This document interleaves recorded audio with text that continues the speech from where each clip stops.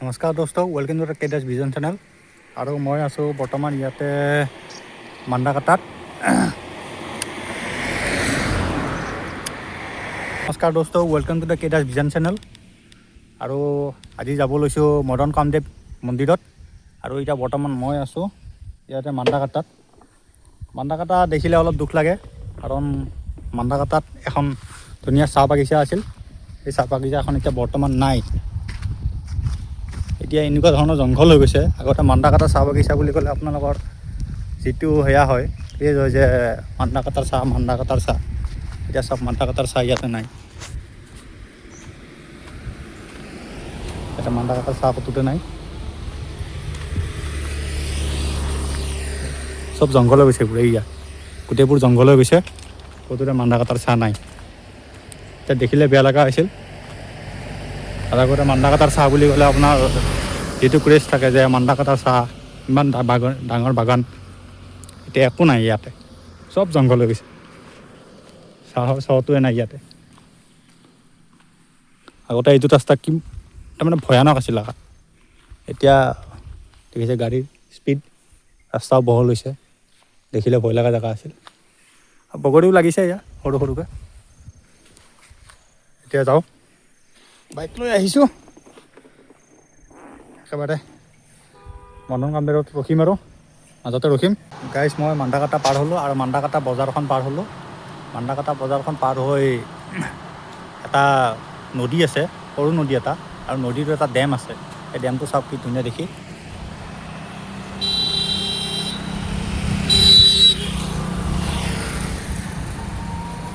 এতিয়া পানী কম কাৰণে ডেমটোত এইখিনি পানী হৈ আছে।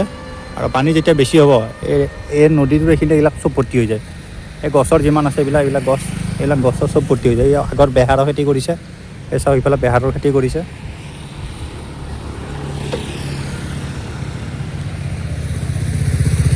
এইফালে চাওক এইবিলাক বেহাৰৰ খেতি কৰিছে। এইখন এখন ধুনীয়া গছ গছনি থকা জেগা। আৰু সেইয়া মানুহ বেহাৰ তুলি আছে ধুনীয়াকৈ। এইবিলাক বেহাৰৰ খেতি কৰিছে। আৰু এইটো বাৰিষা হ'লে পূৰা ভৰ্তি হৈ যায়, এইখিনি পানীখিনি উঠিব ভৰ্তি হৈ যায়। আৰু এইটো ডেম দিয়া আছে ধুনীয়া কৰি। এতিয়া খৰালি এতিয়া কি ধুনীয়া পানী পৰি আছে, কিন্তু বাৰিষা আপোনাৰ এইখন পূৰা ভৰ্তি হৈ যায়। পূৰা পানী, কিমান পানী আহিছে। এই ওপৰত সেয়া লগোৱা আছে, ধুনীয়াকৈ আহি যায়। এই মানুহ চাই গৈ আছে, দেখি পকৰাৰ দৰে বকি আছে ধুনীয়াকৈ। এয়া চাওক ধুনীয়া ডেম বনি আছে। মান্দাকাটা পাৰ হৈ মান্দাকাটা যিখন বজাৰ পৰিব, সেই বজাৰখনতে আপোনাৰ অকণমান পাৰ হৈ আপোনাৰ ডেমটো দেখা পাব, নদীটো দেখাই পাব। এইটো কি নদী আপুনি কমেণ্ট ছেকশ্যনত জনাবচোন, কি নদী হয়। গাইজ, মই মদন কামদেৱলৈ গৈ আছোঁ। আৰু মদন কামদেৱৰ পৰা তাৰমানে গৈ থাকোঁতে এটা ৰাস্তা আছে। আপুনি মান্দাকাটাৰ পৰা পাৰ হৈ, মান্দাকাটা বজাৰখন পাৰ হৈ, মান্দাকাটা হায়াৰ ছেকেণ্ডেৰীখন পাৰ হৈ লেফ্ট ছাইডে এটা ৰাস্তা আছে, যিটো ডেমটো নদীটো পাৰ হৈ আহিল। সেই নদীটোৰ নাম হ'ল বৰনদী হয়, যিটো ব্ৰহ্মপুত্ৰত পৰে। আৰু সেই বৰনদীটো অলপ আগত যাবলৈ কামৰূপ আৰু দৰঙৰ দুভাগ কৰে। সেই নদীটোৱে দুভাগ কৰে এখন দলঙত, লেঙা বুলি কয়। কামৰূপৰ সেইফালৰ পৰা সেইখিনি আহি টিগেশ্বৰী কাষত এখন লেঙা বুলি কয়। আৰু লেঙা পাৰ হৈ আপোনাৰ এয়া পৰে কুৰুৱা পৰে। তো সেইটোৱে। আৰু ধুনীয়াকৈ সেইটো ডেমটো পাৰ হৈ আপোনাৰ ইয়াত পৰে। লেফ্ট ছাইডে এটা ৰাস্তা আছে, ৰাস্তাৰ পৰা আপোনাৰ ইয়ামান যাব লাগে, 4 কিলোমিটাৰমান যাব। মদন কামদেৱ কিমান দূৰ হ'ব? অলপমান ন? ঠিক আছে। মদন কামদেৱ গৈ আছোঁ। আৰু আপোনাৰ চাওক মদন কামদেৱ যোৱালৈ কি ধুনীয়া ৰাস্তা। এইটো পথাৰৰ মাজত, এই চাওক ধুনীয়া। এতিয়া খেতি খুব বেছি কাটিছে আৰু নাই, ক'ৰবাত অকণমান খেতি আছে। এইবিলাকত ইমান পাৰি দিম অলপমান আছে। এই চাওক ইয়াতে বেহাৰ খেতি কৰিছে, লোকেল মানুহ বেহাৰ খেতি কৰিছে ইয়াতে ধুনীয়া কৰি। এয়া পাহাৰ, মানুহবিলাক পাহাৰ কিয় কাটে বুজি নাপাওঁ। ৰাস্তাৰ কাৰণে কাটে, বেলেগৰ পৰা কাটিব নোৱাৰে নেকি? নদীৰ পৰা কাটক, ক'ৰবাৰ পৰা কাটক, পাহাৰবিলাক কাটি দিছে। আপুনি মান্দাকাটাত পাৰ হ'লে মান্দাকাটাৰ পৰা আপোনাৰ চাওক কিমান পাহাৰ কাটি চব পাহাৰ শেষ কৰি দিছে। ক'তো নাই পাহাৰ। চাংচাৰিফালে চাওক, ক'তো পাহাৰ নাই, কাটি শেষ কৰি দিছে। এটা সময়ত পাহাৰ নোহোৱা হৈ যাব। এই পাহাৰ নোহোৱা হৈ যোৱাৰ পিছতে আপোনাৰ যিটো হিচাপত চেঞ্জ হ'ব, মানুহে ধৰিব নোৱাৰিব। চাওক আৰু এটা ঠাইত পালোঁ, যিটো ঠাইত আপোনাৰ পাহাৰ কাটি চাওক কেনেকুৱা কৰিছে। এয়া চাওক,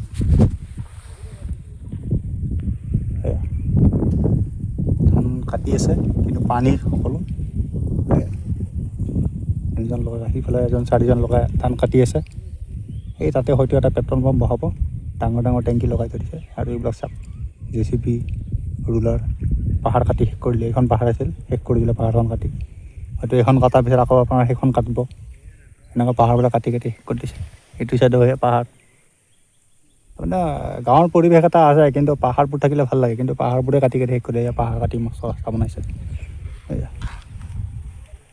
এয়া পালোঁ মদন কামদেৱ। আৰু মদন কামদেৱত আপোনাৰ এইটো এটা ৰিচাৰ্চ চেণ্টাৰ আছে, বায়' ৰিচাৰ্চ চেণ্টাৰ আছে। এইফালে এটা আছে আৰু এইফালে এটা আছে, দুইটা আছে। এইটো ৰাস্তাৰে উঠি যাব পাৰে। আৰু পিকনিক এইটো পাৰ্ক এখন আছে ইয়াতে। আৰু চাপ্লাই তো চাকি লৈ লওঁ ধুনীয়া কৰি। কিমান হ'ব? 30 টকা দিব। দি দিওঁ দিয়ক, লওক আছে যিহেতু।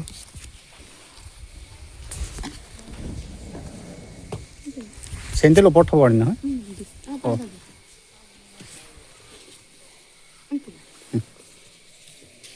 আৰু 10 টকা কৰি দিয়কচোন। আছেনে 10 টকীয়া?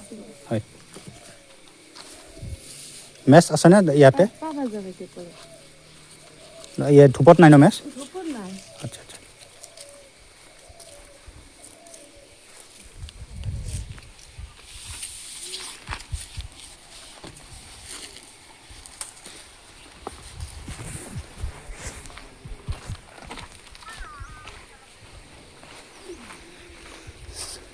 চাকি লৈ ল'লোঁ। আৰু ইয়াতে ৰিচাৰ্জ চলি আছে, কিবা আপোনাৰ বায়ো চায়েন্স কিবা কিবি এনেকুৱা কিবা চলি আছে। ইয়াত যিহেতু আৰ্কিঅ'লজিকেল ডিপাৰ্টমেণ্টৰ এটা বহুত বস্তু আছে, বহুত পুৰণা পুৰণা। এয়া ৰিচাৰ্চ চলি আছে, ষ্টুডেণ্টে ৰিচাৰ্চ কৰি আছে পাহাৰৰ ওপৰত।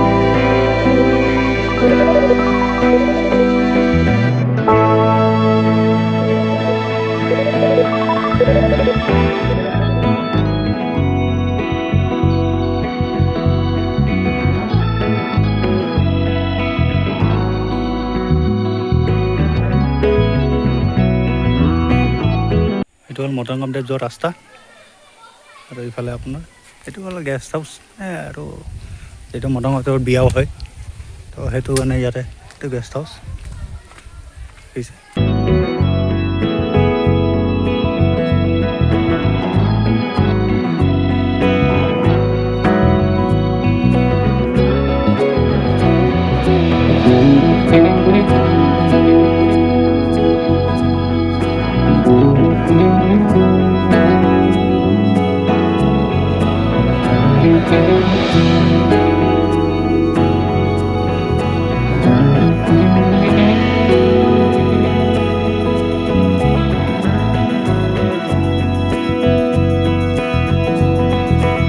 মন্দিৰ দৰ্শন কৰি দিলোঁ আৰু এতিয়া এইটো হ'ল মন্দিৰৰ গেট এইটো আৰু মন্দিৰৰ আপোনাৰ এইটো ৰাস্তাৰে আহিলে আপুনি মান্দাকাটা হৈ আহিলে এইটো ৰাস্তাৰে আহিব পাৰিব আৰু আপোনাৰ চাৰিআলিৰ হৈ আহিলে এইটো ৰাস্তাৰে আহিব পাৰিব। এইটো হ'ল মন্দিৰৰ গেট। চাওক প্ৰত্নতত্ত্ব সঞ্চালকালয় Assam director of archaeology Assam Madan Kamdev কাৰিকৰ লিগেল চাইট অসম চৰকাৰৰ দ্বাৰা এখন দিয়া হৈছে। এইখিনি আপুনি যাব লাগিব, ই ৰিক্সাত যাব পাৰে, খোজকাঢ়ি যাব পাৰে, অলপ দূৰ আছে, বেছি নহয় আৰু 500-600 মিটাৰমান আছে। ধুনীয়া বাগান এইবিলাক।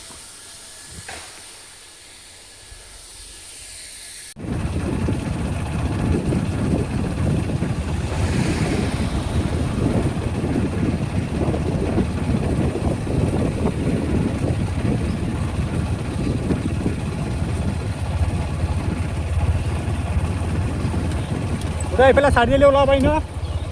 অঁ